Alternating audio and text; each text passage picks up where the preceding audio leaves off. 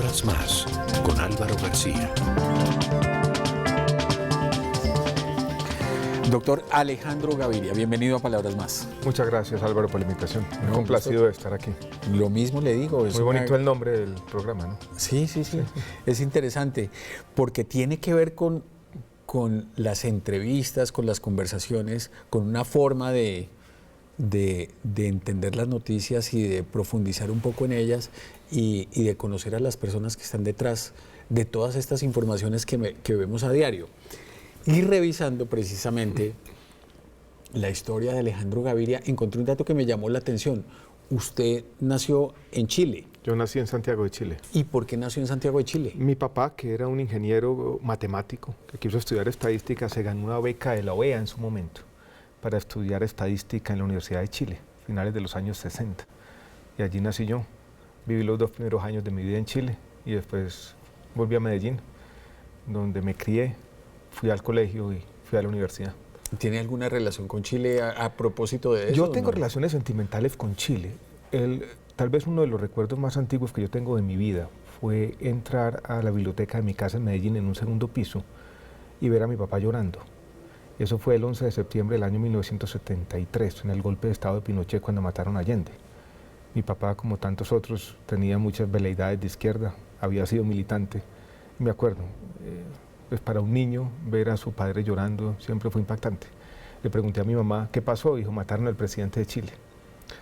Y después crecí con la música de protesta de Chile, con muchas referencias. Volví varias veces después, ya como economista, como funcionario internacional, y le tengo aprecio y cariño a ese país. ¿Y cómo ha visto lo que ha pasado con Chile desde esa época de Allende, lo que pasó posteriormente y lo que es hoy? Me parece una historia muy interesante porque creo que resume uno de los problemas más complejos de América Latina, porque lo que está pasando en Chile es, tuvieron un pecado original, después viene la democracia, consolidan algunas reformas económicas, pero eso éxito de Chile, que es innegable en términos, por ejemplo, de reducción de la pobreza, a pesar de que no fueron tan capaces de reducir la desigualdad, está manchado por ese origen de algunas de las reformas y políticas públicas en la dictadura. Y yo creo que eso los ha llevado a tener una visión tal vez demasiado crítica de la sociedad. Y en Chile lo que uno encuentra es que las expectativas de la gente han superado con creces la capacidad del Estado y de las mismas instituciones para satisfacerlas.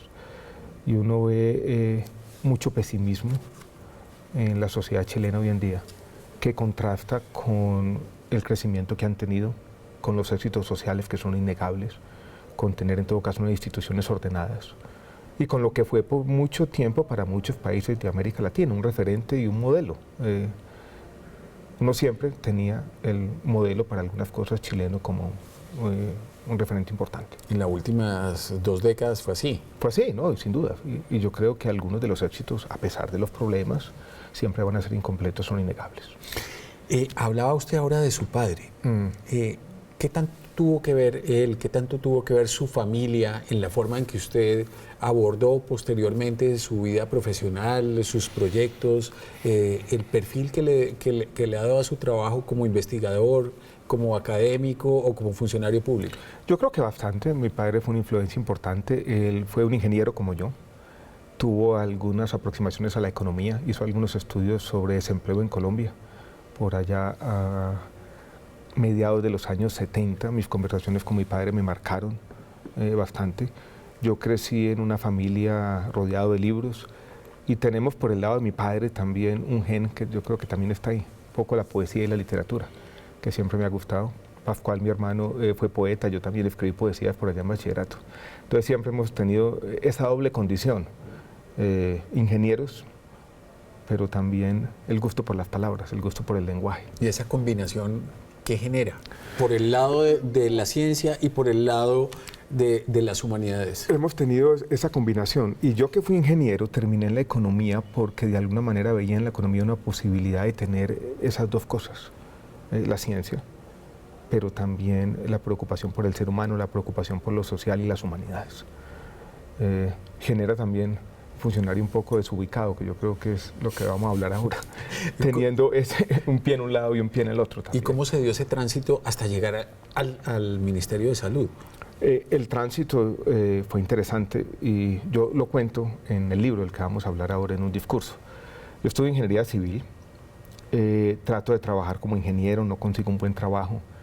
Vengo aquí a la Universidad de los Andes a buscar de pronto hacer una maestría, no sabía muy bien si era economía o si era administración.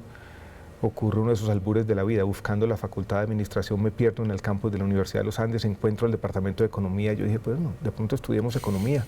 Tenía algunos de los referentes de mi papá, decido estudiar una maestría en economía a finales, no, eso fue comienzos de los años 90, termino mi maestría en economía, empiezo a trabajar en el Departamento Nacional de Planeación, me conecto un poco con la tecnocracia colombiana en ese momento y decido estudiar un doctorado en economía. Quería estudiar en ese momento macroeconomía, me voy para la Universidad de California en San Diego, donde estaban los mejores macroeconometristas en su momento del mundo. Mis profesores se ganaron el Premio Nobel de Economía años después. Pero me doy cuenta, mientras estaba estudiando mi doctorado en economía, que lo que me gustaba a mí no era tanto la economía, sino era la política social. Y escribo mi tesis de doctorado sobre temas sociales, la movilidad intergeneracional en Colombia, en los Estados Unidos, e incluso sobre el surgimiento de Colombia como el país más violento del mundo y el papel del narcotráfico, una visión economista o economicista, dirían algunos, de ese problema. Sigo trabajando en los temas sociales que tienen que ver con la economía, educación, entre ellos escribo un libro sobre educación y movilidad social. Y después me meto en el tema de salud y comienzo a escribir artículos sobre temas de salud y participo muy activamente en los debates sobre la emergencia social en salud que declaró el presidente Uribe por allá a finales del 2009, comienzos de 2010. Eso me dio a conocer en el país como alguien que le interesaban los temas de salud y yo creo que por esa razón el presidente Santos, por allá en septiembre del año 2012, me llama a la Universidad de los Andes, yo estaba decano de la Facultad de Economía y me dice que sí estoy interesado en este puesto. ¿Y qué fue lo que le hizo a usted decidirse por tomar ese puesto, siendo uno de los sectores más conflictivos, más difíciles, más delicados? Cuando me llamó la primera vez, yo me acuerdo que estaba escribiendo la columna que yo escribí en El Espectador un viernes por la tarde, yo dije, déjeme pensarlo. Y lo pensé y el domingo, al mediodía, ya me dije, de pronto no. Tuve una conversación con varias personas. La más interesante fue que yo dije, yo valoro mucho mi experiencia y mi independencia intelectual, fue lo que dije en su momento. Y alguien me dijo, no señor, la independencia es para gastársela. Y usted tiene una responsabilidad. No puede seguir aquí teorizando en vano, señor, a la práctica. Son argumentos difíciles de rebatir y decidí aceptar con miedo que todavía me asiste muchas veces, porque este es un sector muy complicado, lleno de problemas que no dependen solamente de la capacidad del ministerio, son problemas que trascienden lo que puede hacer un funcionario y lo que puede hacer como ente rector del Ministerio de Salud. Pero aquí estamos, ¿no? Ya son 4 años y 3 meses. De esas expectativas que tenía usted al entrar al ministerio, de la impresión o de los prejuicios que tenía sobre el sector, ¿cuáles persisten hoy? ¿Qué ha cambiado? ¿Cómo ha cambiado su visión global del tema de la salud en Colombia? Ha cambiado bastante, ha cambiado mi entendimiento de los problemas. Algunos de los problemas que yo no veía como tan serios en su momento, yo creo que hoy en día soy más capaz de poner el dedo en la llaga y ver dónde están los principales problemas. Ha cambiado también mi visión del Estado y también ha cambiado en una dimensión que yo creo que el país no conoce bien, y son que a pesar de todos los problemas, en el sistema de salud están algunos de los logros sociales más importantes de nuestro país en los últimos 25 años. Entonces también ha cambiado mi visión del sistema de salud y sobre todo el énfasis que tenemos que hacer en reformar lo que se tenga que reformar, pero en proteger lo que se tiene que proteger. ¿Cómo se fijó usted las metas que se fijó cuando entró al ministerio para que fueran ambiciosas pero realistas? Yo lo que traté de hacer, primero, tener un diagnóstico claro. Y este ha sido un proceso de aprendizaje complejo. Cuando yo llego al ministerio, esto estaba en una crisis grande, sobre todo una crisis, no solamente la crisis financiera, sino una gran crisis de legitimidad y desánimo. Coincidían una fatiga reformista, la gente que dice qué es lo que vamos a hacer aquí, pero con cierta urgencia reformista al mismo tiempo, era como un ambiente contradictorio. Yo dije, hay que hacer algunas reformas, planteamos en su momento una ley estatutaria que había que hacer porque había que de alguna manera acabar con esa contradicción de que la Corte Constitucional decía una cosa y las reformas que hacía el Ministerio decían otros. Había que compatibilizar una cosa y la otra. Y yo quise al mismo tiempo hacer una gran reforma legal. Y yo creo que en eso fue una enseñanza grande. De decir, mire, este sector no va a cambiar con una gran reforma legal en el Congreso. Esto hay que construirlo de alguna manera y lo que hay que ir haciendo son pequeñas reformas legales acompañadas de decretos y actos administrativos y también de la construcción de capacidades en varias partes del territorio. Entonces mi estrategia reformista cambió. Incluso en el libro hay una reflexión sobre ese tema, sobre lo que yo llamo el reformismo democrático, por la necesidad de ir superponiendo reformas, ir moviéndose gradualmente. Yo tenía esa idea de que el incrementalismo y el gradualismo es importante, pero aquí la afiancé y ya en la práctica consolidé esa visión del cambio social.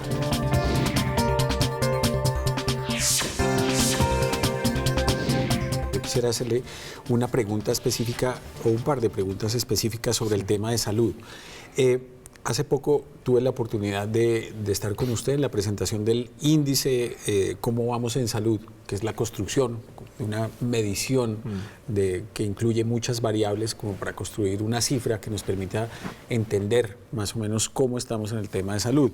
Y el resultado promedio es de 62 puntos. En la presentación de ese índice y las variables que intervinieron en la conformación de ese índice, ¿qué le llamó la atención? ¿Qué le pareció interesante? ¿Qué coincidía, qué no coincidía con la visión que usted tiene del tema de salud? Me pareció interesante. Yo creo que el índice muestra como lo siguiente, que el país, a pesar de todos los problemas, no tiene una gran crisis de salud pública, que los indicadores han venido creciendo y han venido mejorando sistemáticamente, desde la esperanza de vida a la mortalidad infantil. Algunos de los indicadores trazadores, como por ejemplo las muertes por infección respiratoria aguda o enfermedad diarreica aguda, como hemos venido mejorando algunos de los indicadores, pero cómo tenemos una gran amenaza en el tema financiero. Y en el tema financiero hay una suerte de paradoja, porque en los últimos 5 años los recursos que ha aportado el Estado al sistema de salud han crecido, pero han crecido menos que las demandas sociales. Y también hemos tenido al mismo tiempo problemas de ineficiencia y corrupción. Me llamó la atención también que el índice, por ejemplo, no reconociera el avance del país en la disminución de la violencia homicida, que el índice hiciera caso omiso de un problema que me parece muy grave en nuestro país en este momento, que está creciendo y donde las políticas públicas tienen que ser mejores, y es en las muertes asociadas a los accidentes de tránsito, que tenemos casi 6.000 muertes anuales. Pero me pareció un ejercicio interesante. La forma como lo tituló algún medio de comunicación nacional, yo creo que es justa, es decir, pasamos, pero pasamos raspando. Esto es, hay logros, hay fracasos, hay extravíos, pero los logros el país no los conoce y no los valora suficientemente bien. Yo quisiera insistir en eso. ¿Cómo va la batalla por el tema de las bebidas azucaradas, en la cual lo hemos visto muy activo y ha sido una gran discusión nacional? Ha sido una gran discusión nacional, una discusión interesante. Me preocupó cuando la semana pasada yo recibo una llamada del ministro de Hacienda y me dice: ministro, van a sacar el artículo de la ponencia. Yo sabía que la batalla iba a ser muy dura, pero no creí que la batalla o el debate se iba a extirpar, por decirlo de cualquier manera, desde el comienzo. Entonces, me acuerdo que cuando el ministro de Hacienda me dice eso, yo corrí a un blog que tengo y escribí un artículo diciendo matar el impuesto sin dar el debate, exponiendo de nuevo los argumentos. Yo creo que es una discusión interesante, difícil, de carácter global. Casualmente, hace apenas 3 semanas, la Organización Mundial de la Salud exhortó a los países a intentar este tipo de políticas públicas. Acabo de leer un artículo grande del País en España, donde se dice: España está proponiendo en este momento las bebidas azucaradas, Inglaterra está haciendo lo propio, Brasil comienza la discusión en las próximas semanas, y aquí en Colombia, por razones de economía política, queríamos simplemente no dar el debate en el Congreso, como tiene que ser en una democracia. Eso me preocupó y yo creo que fui bastante vehemente en mis declaraciones al respecto, y hay que por lo menos dar el debate, o por lo menos dar la pelea para que se dé el debate. Ese es mi primer objetivo. ¿Hasta ahora se ha dado lealmente, cree usted, de cara a la opinión pública? Muchos de los críticos yo creo que no han sido el paradigma de la honestidad intelectual, debo decirlo claramente. Los argumentos que se han esgrimido desde el otro lado, decir por ejemplo que la arepa de huevo tiene más calorías, o decir que el problema de la obesidad en Colombia es la falta de actividad física, yo creo que son simplificaciones del debate. Cuando yo di el debate en el Congreso y expuse estos argumentos con vehemencia hace aproximadamente una semana, alguien también me dijo: ministro, nunca había visto tantos lobistas en la sala del Congreso, estábamos en el Salón Boyacá. Y eso es preocupante al menos, ¿no? Colombia tiene esa parte todavía no regulada de su actividad política. Alguien tiene que llevar la contraria en el tema del azúcar. Eso dicen por ahí. Pero es el título de este libro de sociología publicado por Eliel, que tiene artículos y ensayos suyos de los últimos 5 años. ¿Cómo se dio la publicación de este libro? ¿Cómo seleccionó los artículos y los temas que hacen parte de este trabajo? Yo no había pensado publicar este libro. Algo me ocurrió a comienzos de este año, y es que el rector de la Universidad ICESI me dijo: ministro, quiero que le dé un discurso a los estudiantes de grado. Eso fue en febrero. Yo no tenía mucho tiempo. Me acuerdo que estaba con el presidente en La Guajira, y en el avión presidencial de regreso un viernes por la noche garabateé lo que iba a ser el discurso, lo escribí hasta tarde ese día. Y el discurso ese día por la noche, después de dar el discurso un sábado, gustó bastante, y la gente me dijo: me gustó el discurso, ministro. Esteban Piedrahita, que es hoy el presidente de la Cámara de Comercio de Cali y es el hijo del rector, me dijo: ministro, ponga eso en el internet. Yo dije: no me voy a poner yo a poner ese discurso. Al final me convenció y lo puse en el internet, lo mandé por las redes sociales. Dejé la cosa ahí, y cuando fui a ver un día después, eso tenía ya como 20.000 vistas. O sea, el discurso había gustado. Y entonces dije yo: ese discurso, de alguna manera, un compendio de muchas de las cosas que yo había escrito, leído y reflexionado, que estaban por ahí sueltas. Entonces yo dije: de pronto vale la pena. Dejé la cosa así. Un fin de semana de puente busqué los artículos, los encontré y los puse todos así en chorrera, pero no me animé a hacerlo. Hasta que por allá, por el mes de junio, julio, dije: le voy a dedicar unos días a esto. Llegaba tarde en la noche y trabajé un mes seguido puliendo la cosa. Después me senté con un corrector de estilo, corregimos algunos de los temas y lo dejé también ahí. Y después dije: voy a tratar de publicar esto. Yo no tenía ningún contacto, se lo enviamos a alguien en Planeta y dijo: no, ese libro está listo para publicarlo. Y así surgió. ¿Cómo lo engancha un tema? Aquí hay temas de diferente tipo, de diferente enfoque. ¿Cuándo siente usted que hay un tema que lo engancha, que lo encarreta y que termina siendo objeto de un trabajo como este? Yo leo algo, me gusta leer y mantengo unas libreticas en mi maleta, y cuando veo que me engancha tomo nota y digo: este tema me gusta, y empiezo con ese tema a desarrollarlo con frases y referencias, y ahí lo dejo germinar por un ratico, descansa, y después escribo. Por ejemplo, hay una historia sobre el darwinismo en Colombia por allá en el siglo XIX. Fue así. Empecé a tomar notas, este tema me va gustando, reuní varias anécdotas, y después me gusta que los temas tengan algo que decir sobre los debates actuales en nuestro país. Yo sí he dicho, y creo que la figura es de un economista, que él decía que hay como dos tipos de economistas, pero uno puede decir dos tipos de escritores o intelectuales: los de maratón y los de 100 metros planos. Yo soy un poco disperso, entonces a mí me gusta un tema, lo estudio, me le meto, escribo el artículo y paso al otro. Yo no soy de dedicarle años al mismo tema. Su visión sobre el papel de la academia, de lo que estamos hablando en las discusiones públicas, ¿cuál es? Mi visión, y trato de decirlo en la introducción del libro, es optimista. Yo creo que la academia tiene mucho que decir para la mejor ejecución de las políticas públicas. Creo que a veces la academia se ha concentrado en un diálogo muy estrecho entre académicos.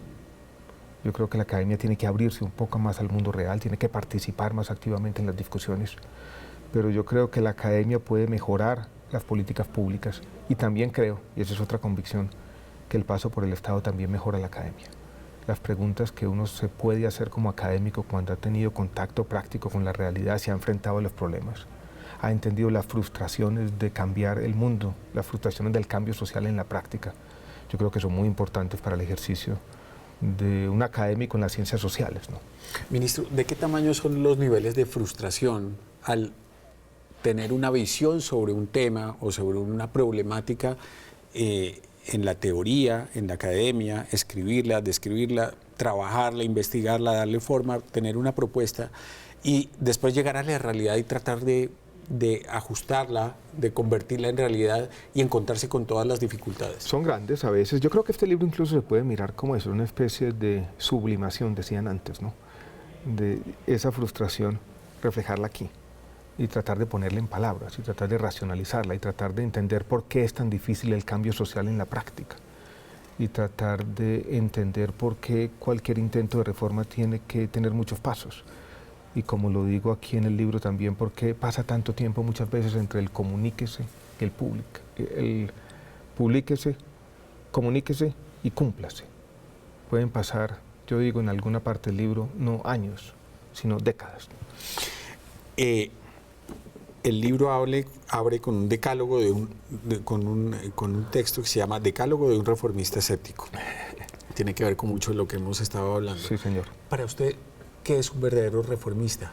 ¿Quién podemos citar como un verdadero reformista que pueda ser una referencia para todos? En la historia reciente de nuestro país, yo tengo un referente que fue Juan Luis Londoño, que yo creo que él fue un reformista importante, avanzó la realidad social de nuestro país de manera importante. Yo creo que un reformista es el que hace dos cosas. Primero, que es capaz de transformar nuestra realidad institucional, pero también es capaz de actuar aquí, sobre la mente de las personas, sobre el cambio cultural. En ese sentido, creo que Antanas Mockus ha sido también un reformista en nuestro país porque actuó sobre el cambio cultural de manera importante. ¿Qué le hace falta a nuestro entorno para que sea, digamos, un terreno más fértil para que haya reformas de verdad? Yo creo que nos hace falta tener de pronto una mejor política, nos hace falta, como a muchas de las democracias, este no es un problema colombiano, tener un mejor diálogo. Yo soy un defensor de lo que se llama la democracia deliberativa, en el sentido de que no son las decisiones de todos, pero sí la discusión de todos los que nos está llevando, lo que nos va a llevar a tomar mejores decisiones. Yo creo que todos, y el libro puede entenderse como esto también, una crítica a la forma como nos aproximamos todos a las discusiones políticas, con la mente cerrada. Tiene esa idea liberal de abrir nuestra mente, de deponer nuestros prejuicios, de ser autosubversivos, de decir, como decía Stanislao Zuleta, que la democracia no solamente son las instituciones, la democracia también está en nosotros.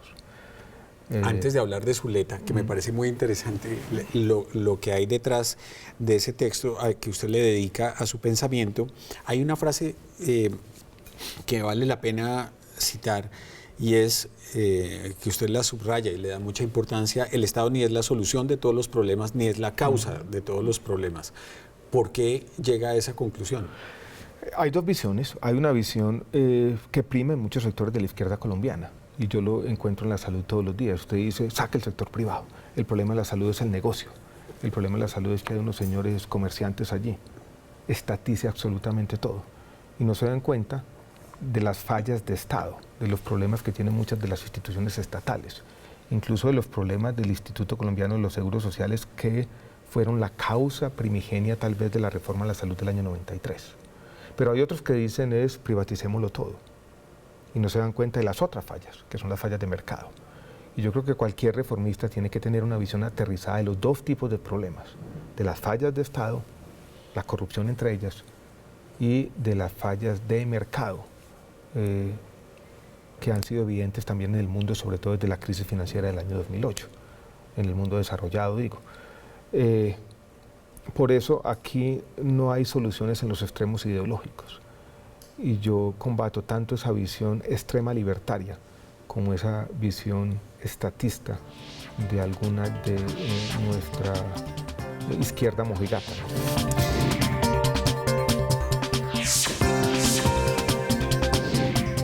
Hablando de la forma en la que una persona o una organización puede asumir una tarea reformista, y es dos caminos que usted plantea ahí: el permanente, de las reformas Permanentes, exacto. Pequeñas, Nunca... constantes, regulares, y el de las grandes reformas con pretensiones utópicas. ¿Con cuál se queda usted? Completamente con la primera. No creo en las grandes reformas. No creo que uno pueda distribuir el mundo, y podemos hablar, por ejemplo, de nuestro sistema de salud, entre un mundo binario, dicótomo, entre un sistema injusto y corrupto que no puede mejorarse y otro racional y armonioso que ya no habría que mejorar. Yo creo que las reformas son una actividad permanente. No creo, por ejemplo, que una gran reforma legal vaya a mejorar los problemas del sistema de salud en Colombia, como creen muchos. Esas utopías legalistas que han dominado muchas veces las discusiones políticas en Colombia. ¿Cómo se tiene que conformar en una reforma que realmente signifique un avance sustancial? No, y ahí es que viene la visión del reformista. Uno siempre encuentra lo que yo llamo resquicios de posibilismo. Por ejemplo, en el tema de salud teníamos muchos problemas con los precios de los medicamentos. Nos estaban cobrando los precios astronómicos. Vamos ahí, hagamos una regulación inteligente de los precios de los medicamentos y resolvamos ese problema. Paso a paso. Paso a paso. Y ya resuelto ese problema, pasemos al siguiente. Por ejemplo, yo he dado algunas batallas sobre temas importantes del cambio cultural desde el Ministerio de Salud, los derechos de la mujer. Acabamos de lanzar una campaña, por ejemplo, que promueve, después de 10 años, los derechos de la mujer en el tema del aborto, el tema de la eutanasia legal. Colombia es el primer país de América Latina. Un tema de la salud ambiental, suspensión de las aspersiones aéreas con glifosato. Esos son avances significativos que se han dado uno a uno, con argumentos, peleas cada una en su ámbito. El tema de las bebidas azucaradas, que es un paso importante también para la prevención y sobre todo para poner de presente la necesidad de una cultura del autocuidado en sociedades como las nuestras, donde todo el mundo habla de salud, pero nadie sabe que la salud también comienza por cada uno. Ese tema del aborto, ¿cuál es la conexión con el escenario de la salud en general del país? La conexión es que en Colombia, según las cifras, se presentan cientos de miles de abortos ilegales al año. Y eso coincide con una jurisprudencia bastante rica. Y cuando uno mira por qué estamos llenos de leyes, la Corte Constitucional ha venido desarrollando este derecho de manera adecuada, pero algo tiene que pasar aquí. Las mujeres, por ejemplo, tienen que ser conscientes de sus derechos, y la objeción de conciencia ha sido muchas veces abusada más allá de la cuenta, lo que impide el acceso a los abortos legales. Cuando el feto es inviable, cuando corre peligro no solamente la vida, sino de la salud de la mujer, lo que incluye la salud mental o en los casos de violación. Y ese es un tema que claramente tiene implicaciones de salud pública. ¿Y la eutanasia? ¿Cómo ha sido esa discusión?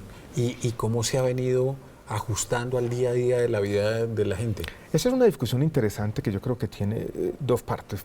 Primero, los casos de eutanasia, pero uno puede ampliar un poquito más allá la discusión, y es lo que ocurre al final de la vida, y sobre todo cómo la medicina moderna ha venido afectando la forma como morimos y qué pasa al final de la vida. Ese es un tema de esos temas que yo aprendí en el ministerio. Un día nos llega un auto de la Corte Constitucional y nos dicen: ustedes, señores, el Congreso no lo hizo, tienen que reglamentar la eutanasia legal. Y yo sí empecé a leer de manera voraz sobre ese tema, e hicimos en una resolución el tema de la eutanasia legal en Colombia, planteando claramente un procedimiento que empieza con la voluntad del individuo, de alguna manera llevando a la práctica la idea que había tenido el magistrado Carlos Gaviria, que en paz descanse, en el año 97. Primero, la defensa de la voluntad del individuo, y segundo, la defensa de la dignidad humana. Y cómo paradójicamente lo dijo Carlos Gaviria y lo llevamos nosotros a la práctica. Yo creo que es importante, el derecho a morir dignamente hace parte del derecho a la salud. Eso fue lo que llevamos a la práctica. Lo que quería contarles es que en lo que leí, me llamó mucho la atención un texto de una periodista californiana que decía lo siguiente: las reflexiones o las últimas palabras de los seres humanos siempre fueron una fuente de sabiduría. Hoy nadie las dice. La gran mayoría de la gente muere con un tubo en la garganta. Las reflexiones sobre la mortalidad hicieron parte de la vida del hombre. No era consciente que se iba a morir y reflexionaba sobre eso. Hoy nadie, o muy pocos, reflexionan sobre la mortalidad. La gente muere sedada en una sala de cuidados intensivos. En Estados Unidos, y lo mismo podría decirse para Colombia, el 80% de las personas quieren morir en sus casas, solo el 24% pueden hacerlo. Entonces yo creo que los sistemas de salud en el mundo hoy en día están dando un debate muy importante sobre los excesos de la medicina moderna al final de la vida. Yo creo que ese es un debate necesario. Sobre su propia vida y sobre su propia muerte, ¿usted se ha hecho reflexiones a partir de todo este trabajo? Yo siempre he sido como existencialista desde chiquito, o sea, soy muy consciente de la mortalidad y, como digo aquí en uno de los ensayos, de nuestro tránsito efímero por este planeta. Todos estos temas se prestan mucho para que haya demagogia, que es otro tema que usted aborda muy claramente acá. En esa institucionalización de la demagogia que usted menciona en el libro. Un poquito fuerte, ¿no? Sí. Es eso, pero bueno. ¿Cómo va Colombia en ese ranking de los países que lo han hecho? No, Colombia pues, en su Constitución del año 1991 introduce los derechos económicos, sociales y culturales. Entre ellos está el derecho a la salud. Después, en la jurisprudencia constitucional, el derecho a la salud hizo tránsito a un derecho fundamental. Y yo creo que eso fue importante, fue un avance fundamental. Y yo creo que la tutela ha sido en general uno de los grandes avances del Estado colombiano en los últimos 25 años. pero hemos tenido excesos. Y yo creo que en esos excesos, y lo que yo llamo la institucionalización de la demagogia, es que muchas veces, desde nuestros jueces constitucionales y en el debate público, se promete más de lo que se puede cumplir. Y yo, por lo tanto, en todos los debates públicos he sido bastante vehemente en el sentido de que tenemos que tener coherencia. Doy un ejemplo práctico de las últimas semanas. La Corte Constitucional dice, por ejemplo, dentro del derecho fundamental a la salud, que puede incluir muchas cosas, debe estar incluido el derecho a tratamientos de fecundidad. Y nos mandan una tutela y nos dicen, cumplan, señores. Eso puede valer 10, 20, 30, 40, 50, 60 millones de pesos. Y lo que yo me pregunto es, ¿dónde está la plata? Hay unos excedentes que se vienen acumulando en el FOSIGA que son cada vez más pequeños con el que pagamos todos esos fallos judiciales. Y cualquier sociedad tiene que tener una coherencia, una correspondencia entre los derechos y los recursos que dispone para pagar por esos derechos. Y cuando no hacemos lo propio, comenzamos a estirar el sistema de salud hasta casi romperlo. Parte de los problemas financieros que están ocurriendo en nuestro sistema y que redundan en las consecuencias más antipáticas para todos los individuos tienen que ver con esa falta de coherencia y con esa institucionalización de la demagogia. ¿Y cómo lograr un equilibrio entre una cosa y la otra? Nosotros tratamos en la ley estatutaria de lograr ese equilibrio, pero yo en eso no soy completamente optimista, no lo hemos logrado. Todavía seguimos prometiendo más de lo que debemos cumplir, todavía seguimos sumando derechos sin tener los recursos suficientes. Y pasa lo que pasa, juntando varios de los temas de conversación. Cuando proponemos un impuesto para conseguir más recursos, para poder pagar en parte por estas otras cosas, la gente dice, no, tampoco impuestos. Así es imposible, ¿no? ¿Por qué le llama ahora sí, regresando al tema de Estanislao Zuleta, ¿por qué le llama la atención la figura de él? Tuve algún contacto con él, fue amigo de mi padre, hablando de las influencias. Recuerdo haberlo visto casi, los recuerdos son casi como un fantasma en Medellín. Se tejían muchas historias sobre su vida en Medellín, él después se tiene que ir a vivir a Cali, víctima de la guerra sucia que ha afectado la democracia colombiana por tantos tiempos. Lo leí en bachillerato, dejé de leerlo después de que me convertí en tecnócrata y volví a leerlo más tarde. Y me llamó la atención lo siguiente, que Zuleta había sido un liberal casi en sentido estricto. Por ejemplo, Zuleta criticaba esta idea de que estábamos buscando una vida armónica. Él dice, la vida humana siempre va a tener el conflicto en la mitad. Y esa frase que él repetía tanto cuando decía, no es que no se cumplan nuestros deseos, es que no sabemos desear. Soñamos con paraísos de cucaña. En el fondo estaba criticando las utopías regresivas de la izquierda y la derecha que tantos daño nos han hecho. Entonces yo quise rescatar en este ensayo la figura de Estanislao Zuleta como un pensador liberal paradójico porque no bebió de las fuentes anglosajonas del pensamiento liberal, sino de otro lado. Pero las conclusiones son muy parecidas a las de los liberales clásicos. Y yo hago una comparación de Zuleta con dos liberales, uno Albert Hirschman, un economista que vivió en Colombia, y otra figura más conocida del liberalismo, que es Isaiah Berlin. Hay frases de uno y de otro, de Hirschman y de Berlin, que son casi idénticas a las que decía Zuleta. Que creo que nunca lo leyó a ninguno de los dos. Usted rescata algo interesante y es la importancia del conflicto bien entendido en una sociedad. Exacto. En este momento que vivimos en Colombia, donde hay una tensión de puntos de vista, por ejemplo, relacionados con el tema de la paz, ¿ese conflicto puede canalizarse positivamente? Yo creo que lo que no podemos aspirar como sociedad, por ejemplo, es a un consenso absoluto. Y yo creo que lo que tenemos que aprender primero, como todos, es a respetarnos en la diferencia. Y yo creo que eso es importante. Y no podemos soñar con una situación en la que todo el mundo va a estar de acuerdo, todos vamos a estar de acuerdo sobre estos temas.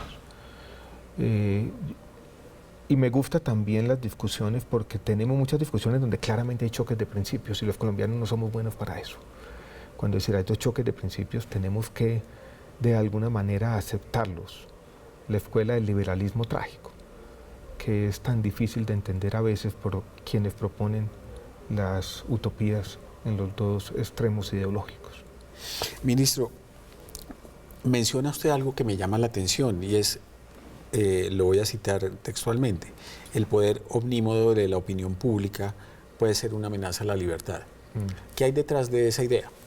Detrás de esa idea hay algo que es una idea vieja, no es mía, ¿no? Sí. Es la idea de Pero John usted Stuart Mill en el librito sobre la libertad por allá del siglo Usted la XIX. destaca. Yo la destaco ahora y porque sí me parece que es una idea muy actual, sobre todo con el tema de las redes sociales. Se generan unos consensos, todo el mundo va para el mismo lado y cada vez es más difícil levantar la mano y decir yo pienso distinto. Yo me gané el premio Simón Bolívar de periodismo con una columna que se llamaba Matar un elefante, que contaba una historia de George Orwell cuando era un agente del Imperio Británico en lo que era en su momento Birmania.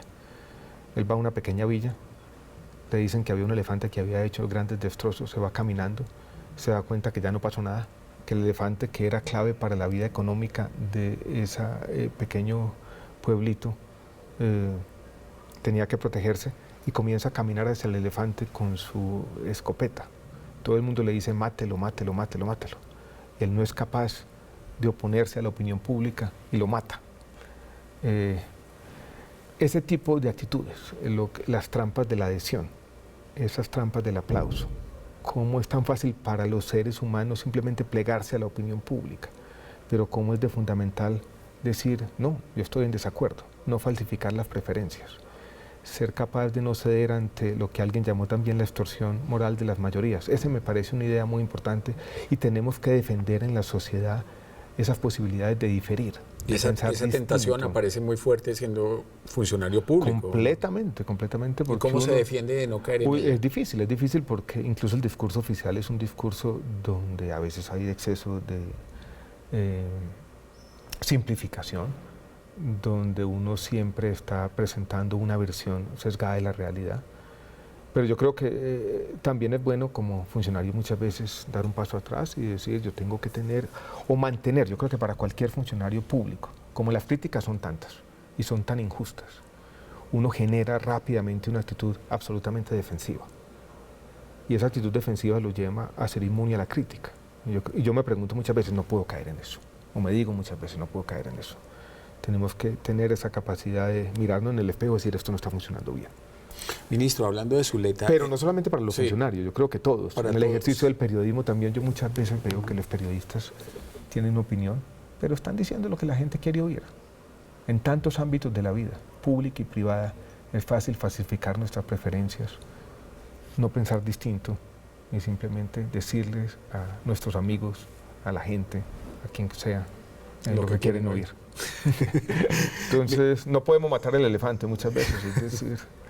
Ministro, hablando de Zuleta, usted trae a colación 3 atributos que deben darse para que haya una verdadera democracia, que es que haya posibilidades reales para todos, que haya participación y que haya diálogo.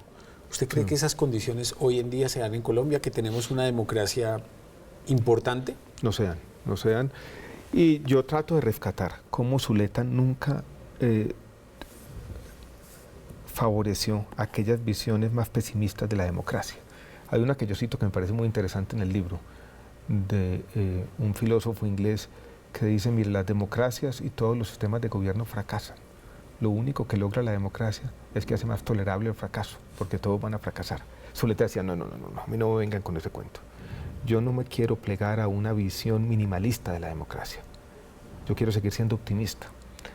Y quise decir, la democracia tiene que garantizar al menos igualdad de condiciones, posibilidades reales, no idénticas, pero posibilidades más o menos para todos.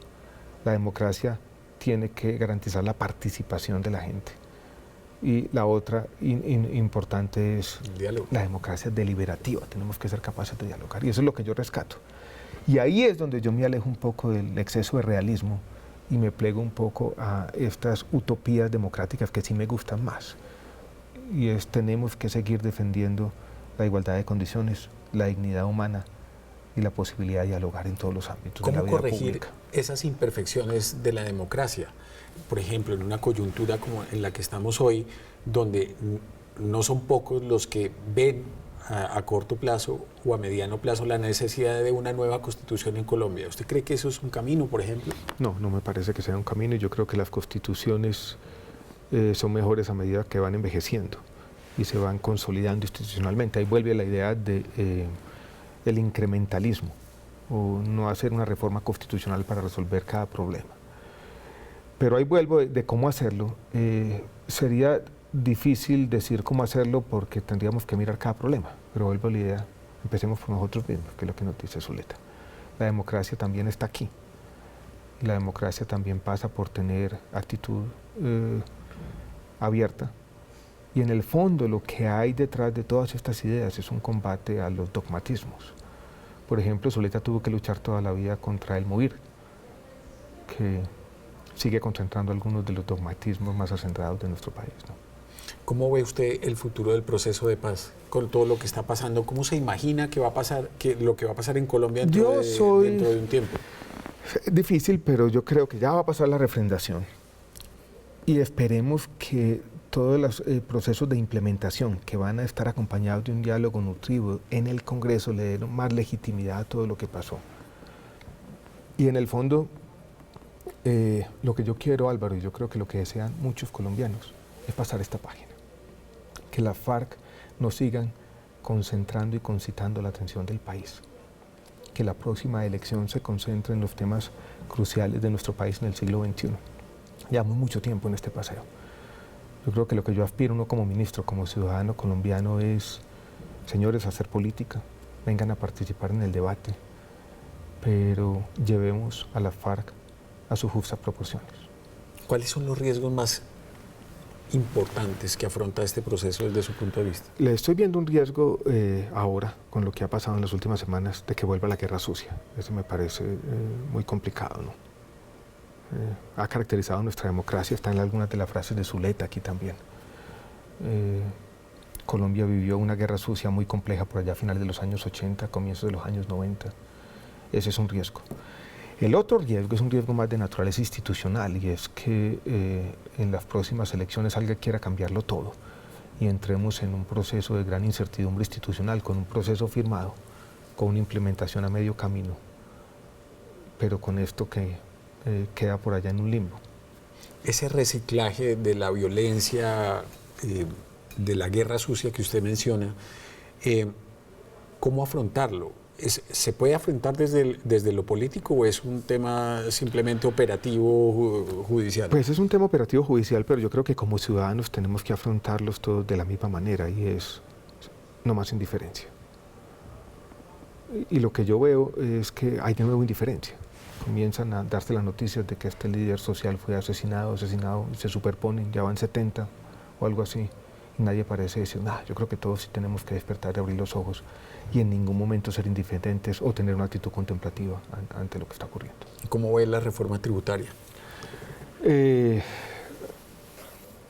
Yo creo que algo tiene que hacerse. Yo creo que el país es consciente de que después de la caída de la renta petrolera y lo que ocurrió con los ingresos fiscales del país, pero estamos lejos de un consenso y la discusión va a ser difícil porque tenemos 3 semanas mal contadas para dar una discusión sobre la reforma tributaria tal vez más ambiciosa del país desde cuando se hizo una reforma tributaria grande, de pronto en el año 86, cuando César Gaviria era ministro de Hacienda.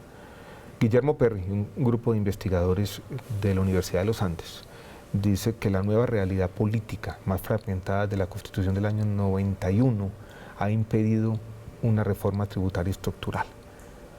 Y esa economía política todavía está allí.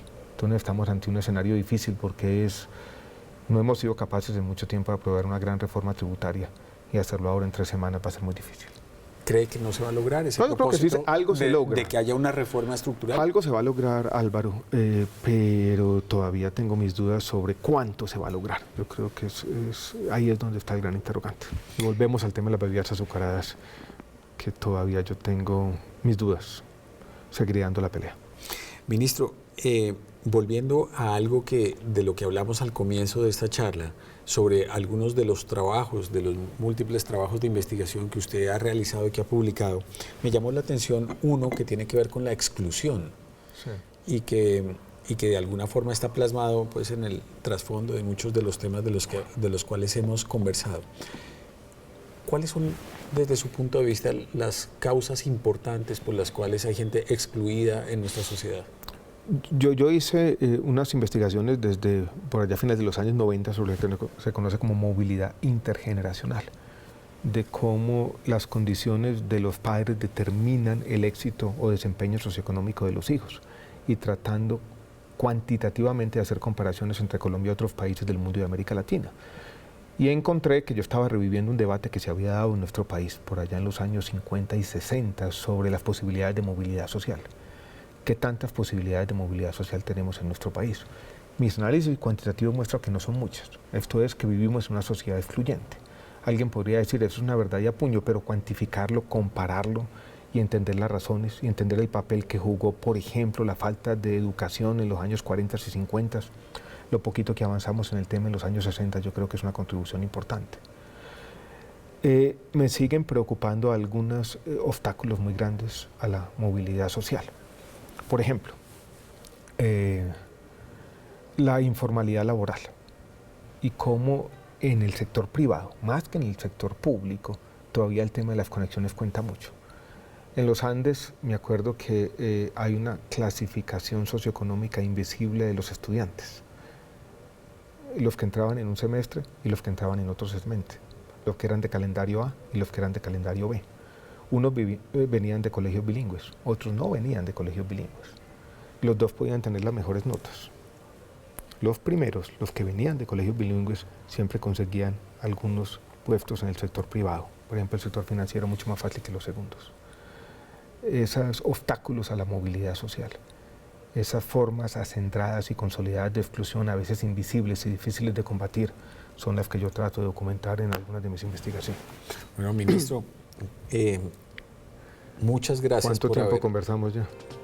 Bastante, casi una horita, pero fue muy interesante porque pudimos entender cuál es la visión que hay detrás de la construcción que usted ha hecho al frente del trabajo del Ministerio de Salud, y esperamos que pronto haya otra publicación con más ensayos que nos den más pistas sobre los temas colombianos. Pero no va a ser el último. Tengo un libro por ahí en ciernes con un título, lo quiero llamar 20 ideas para entender a Colombia.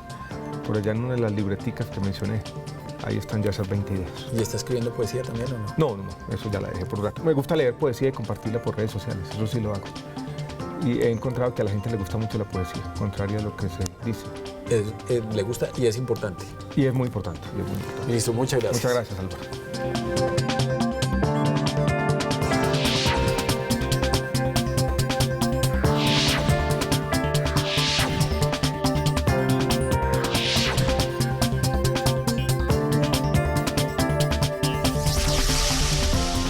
Palabras más con Álvaro García.